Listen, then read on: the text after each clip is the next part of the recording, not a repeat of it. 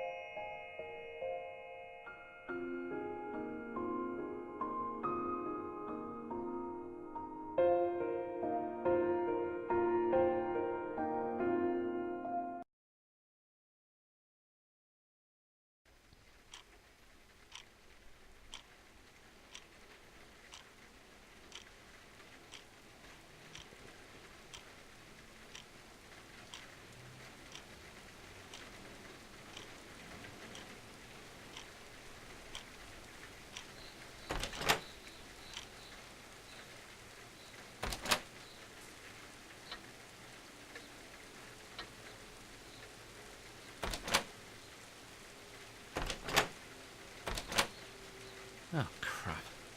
Spiders.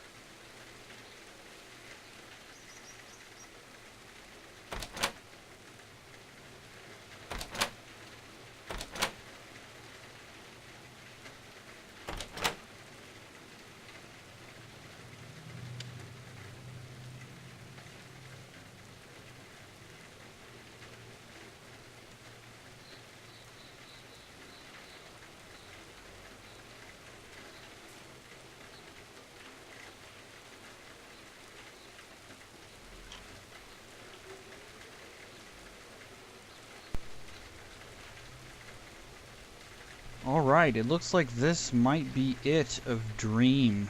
The game has forced me out of Howard's kind of lucid dreaming state, and I'm back in his house.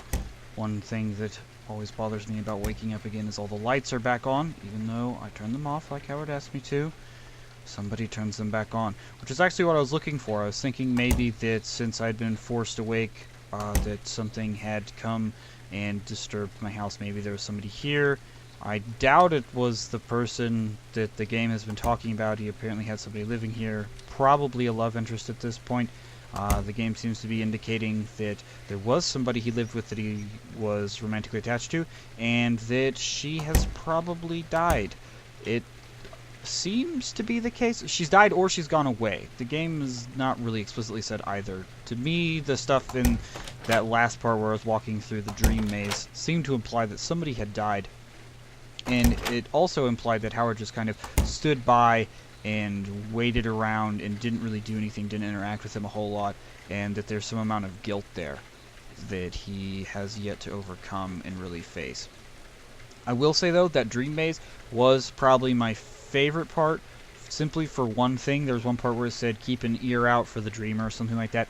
At that point, the stereo sound cut out in my headset, and it only played through the right ear, so it was kind of like subtly telling you, like, hey, go to the right. Maybe not subtly. I thought it was a pretty cool thing to do, though. You don't see many puzzles that try to do something like that. And the one earlier said keep an eye out for the dreamer. I just kind of randomly walked through that. I wasn't paying attention. There probably was some sort of pattern, though, that I was supposed to look out for. Pattern, specifically with the lights, I think, was what it would be trying to say. I wasn't paying any attention to that. I just kind of walked on through that with no real knowledge of what to do. I was just like, well, we'll try going this way, and then I'll try going that way, and eventually it worked out okay. I will say that part was... It did pass a little bit over my head. I wasn't really paying a whole lot of attention to the words. I want all of them in front of me if I was to try to kind of analyze what exactly it was talking about. But I like the esoteric nature of it. It seems like it will have room for kind of interpretation, and I like that in a story. I like it when it's not clear-cut, when you can kind of say, hey, this is what I think happened, and there's a couple of viable solutions. I remember back when Braid first came out, that was something I really enjoyed, where I came up with some kind of abstract interpretation of what happened, and I only got through the normal ending before I kind of watched the other ending online just to see what it was, where he actually like gets to the princess, and it has a lot of the implied nuclear war metaphors or Manhattan Project metaphors. So being able to come up with the different interpretations for that was really fun, and I think Dream will have some of that. I don't know. I think that the garden area I was in, I was a little frustrated. It seemed like a really cool area. I couldn't do anything in there from what I could tell. I was clicking on just about everything, and nothing was happening. There was no way to interact with the beams. What I imagine that puzzle is you have to reflect the beams of light to form maybe a diamond shape that was on that pedestal, or you simply just have to light up the things in the four corners, and it doesn't necessarily have to be in a diamond shape. I don't know. But that seemed to be completely non-functional, and I think that that's going to be part of Part 2 of the game. Act 2, I think is what it would be called. I think they're in acts. And so I was a little bit disappointed I couldn't do anything there, because that looked like a really fun area. It was really different from everything we'd seen in the first 3 sessions. So I was excited to do stuff there, and then when it turned out I couldn't do stuff, I was a little bit worried because I didn't actually know any other content. This is the furthest I've ever gotten. Once we got past the media area where I had to run away from the smoke monsters, I had never passed that area before. So I was a little bit at a loss what to do. Luckily we found that dream maze area, and I really enjoyed that.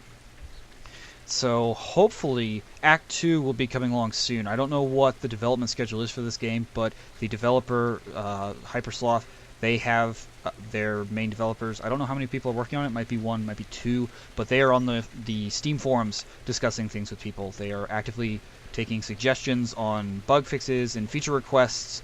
I think I might go in there and put one in for, when can you sprint, when can you not sprint, better crouching in that sand area, something like that, which was a problem, I think, in Session 2? Yes, Session 2, because Session 3 was just looking at gravestones. So, definitely hop into the Steam forums and engage with the developers. I'm sure they'd be glad to hear your feedback. They'd be glad to answer any questions you have. The other community members would also probably be glad to answer any questions you have. Overall, this looks really exciting. I can't really say if it's worth $15 yet. I really like it. I really like, I wanted to support this. I saw this coming out a long time ago, and it didn't look like it was going to come out for a very long time, and I was really sad about that. But it turns out it is, and so I picked it up right away because I wanted to support the devs. If, you like Dear Esther, I definitely recommend checking this game out. You might want to wait until maybe there's a little more content, because it doesn't feel like there's a whole lot to do right now. You might want to wait until it goes on Steam sale, maybe. I don't know when that'll be. Maybe it'll have a discount when the game is getting closer to release. Just kind of pick it up at your leisure. I think that it's definitely worth your time. There's some interesting things to look at here. Unfortunately, I've kind of played through about all of the content, it seems. Okay, there's the compass, maybe, or is that a pocket watch? Anyways, I've played through a lot of the content, it seems, maybe all of it, so if you've watched all of these, there might not be much for you to explore, but I think it's certainly fun to try to do it yourself. The puzzles are neat, and I think it's a different experience to play through it on your own rather than watching somebody else play. So definitely consider picking this game up. There's a lot of things you can kind of interact with that don't do things yet, like the fridge. I think it'd be pretty cool if there was stuff in here you could interact with. He says he's starving, but he never really does anything about it. You can't pick up the food and eat or anything. I'd like to be able to turn the faucets on just because I'm petty and detail-oriented. But overall, so far I really like it, and I'm really looking forward to see where they go with things. I'm really interested to see where the narrative goes. I want to know more about his uncle, whatever his name was. His initials were EP, but like Edward Phillips, something like that. I'm really interested to know more about that. It seems like there's going to be a significant relationship there because they've mentioned him by name a few times. They've had a major puzzle that's revolved around him and revolved around his death specifically. And I'm really interested to know what the deal is with the girl or the boy who lived here and wrote things, because they are probably what this is all about. And I think that's going to be the thing that's going to be slowest revealed. Also, what is in this room? Why is it locked? Why can't I go in there? I own this house. Maybe it's a roommate. Maybe there's somebody and I've just been knocking on their door, trying to open it, and they're like, why aren't you letting me sleep, man? Anyway, that is all for Dream. This is the 4th session. This will complete my hour-long Dream episode 1. And next week, I will have a new game. I'm not quite sure what it is yet, but I will be bringing another 4 15-minute sessions out next week for a completely new game, and I'll probably try to make it a little more mainstream this time. I have in XCOM The Bureau. I might pick something a bit more mainstream like that that comes out through a publisher rather than an indie game. But definitely check back in if this sort of stuff interests you. I'll be considering changing up how I do it, adding in commentary, a bit of commentary in the middle, just to kind of keep things a little bit more interesting. Just kind of watching somebody play through a game for 15 minutes might bore some of the audience members. So I definitely plan to consider how to do things and to improve my video editing skills. I wonder if this is Edward Phillips. We're gonna call him EP. I wonder if that's him. Might be. He's a bearded man. I'm going to be experimenting with, so check back for that in the future. Thank you for joining me for this last Dream session, and I hope you enjoyed it. I'll see you next time.